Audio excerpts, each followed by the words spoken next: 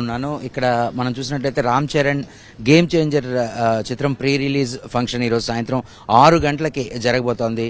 Chief గెస్ట్గా AP deputy CM Pawan Kalyan garu హాజరవబోతున్నారు. అలాగే చిత్ర యూనిట్ అంతా కూడా శంకర్, దిల్ రాజు, శిరీష్, పాటల రచయితలు ఎస్జే సూర్య, తమన్, ఇలా అంజలి, వీళ్ళందరూ కూడా ఆల్రెడీ ఇప్పటికే రాజమండ్రి చేరుకోవడం జరిగింది. వాళ్ళందరూ కూడా ఇక్కడ 6 గంటల ప్రాంతంలో ఇక్కడికి చేరుకోవడం జరుగుతుంది. ఇక్కడ మనం చూసినట్లయితే మొత్తం స్టేజ్ సెటప్ అంతా కూడా ఆల్రెడీ ఇక్కడ ఎరెక్ట్ చేయడం జరిగింది.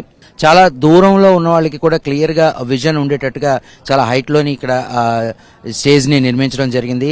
అలాగే కాస్ట్లీ సౌండ్ సెటప్ కూడా ఇక్కడ అమర్చడం జరిగింది. మొత్తం లైటింగ్ కానీ సౌండ్ సెటప్ కానీ కూడా అంతా కూడా ఈ ఆర్గనైజేషన్ వాళ్ళు మొత్తం అంతా కూడా ఆల్రెడీ ముందే ఎరెక్ట్ చేయడం జరిగింది. అలాగే ఇక్కడ చూసుకున్నట్లయితే ఈ డివిజన్ అంటే ఇప్పుడు మనకి ఈ రెడ్ కార్పెట్లా కనబడుతున్న డివిజన్ అంతా కూడా స్పెషల్ క్యాండిడేట్స్ అంటే మంత్రులు కొంతమంది హాజరవబోతున్నారు. అలాగే సినిమా ఇండస్ట్రీ నుంచి కొంతమంది రాబోతున్నారు. వీళ్ళందరికీ కూడా ఈ ప్లేస్ని ఇవ్వడం జరుగుతుంది. అలాగే ఇక్కడ చూసినట్లయితే ఈ ఖాళీ ప్లేస్ ఏదైతే ఉందో దాంట్లో ఎంఐపి గ్యాలరీ అని చెప్పి చేయబోతున్నారు.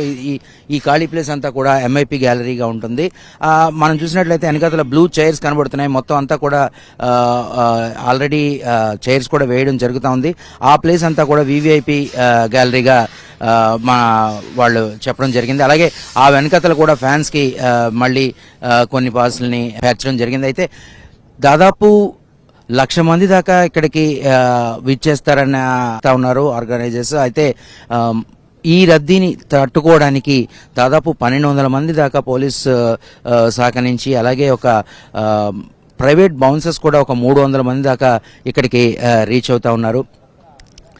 మనం చూసినట్లయితే నిన్నటి వరకు గేమ్ చేంజర్ ఒక రీతిలో ఉంటే నిన్న ట్రైలర్ రిలీజ్ అయిన తర్వాత గేమ్ చేంజర్ మీద అంచనాలు భారీగా పెరిగాయని చెప్పాలి. ఎందుకంటే ట్రైలర్ చూసిన ప్రతి ఒక్కరు కూడా ఇండస్ట్రీ పీపుల్ కావచ్చు, ఒక కామన్ ఆడియన్స్ కావచ్చు, వీళ్ళందరూ కూడా ఆ ట్రైలర్ చూసిన తర్వాత ఆ సినిమా మీద డెఫినెట్గా చాలా అంచనాలు పెట్టుకోవడం జరిగింది. ఎందుకంటే ఇటీవలే రిలీజ్ అయినటువంటి భారతీయుడు 2 చిత్రం అంత ఆడకపోవడం వల్ల శంకర్ అభిమానులు కూడా చాలా నిరాశ చెందడం జరిగింది. అయితే ఈ ట్రైలర్ ఏదైతే ఉందో, నిన్న రిలీజ్ అయినటువంటి ట్రైలర్ ఏదైతే ఉందో అది మొత్తం అంచనాలని ఒకేసారిగా పెంచేసిందని చెప్పవచ్చు. జనవరి 10వ తారీఖున ఎప్పుడెప్పుడు ఈ చిత్రాన్ని తెర పెద్ద బిగ్ స్క్రీన్ మీద చూస్తామా అని చెప్పేసి సినీ అభిమానులందరూ కూడా ఆశిస్తున్నారు. అయితే వాళ్ళందరికీ సినీ అభిమానులందరికీ ఇంకొక ఇది కూడా ఏంటంటే ఇది ఐమాక్స్ లో కూడా రిలీజ్ కాబోతోంది. ఐమాక్స్ లో వీక్షించాలనుకునే వాళ్ళందరికీ కూడా ఇంకా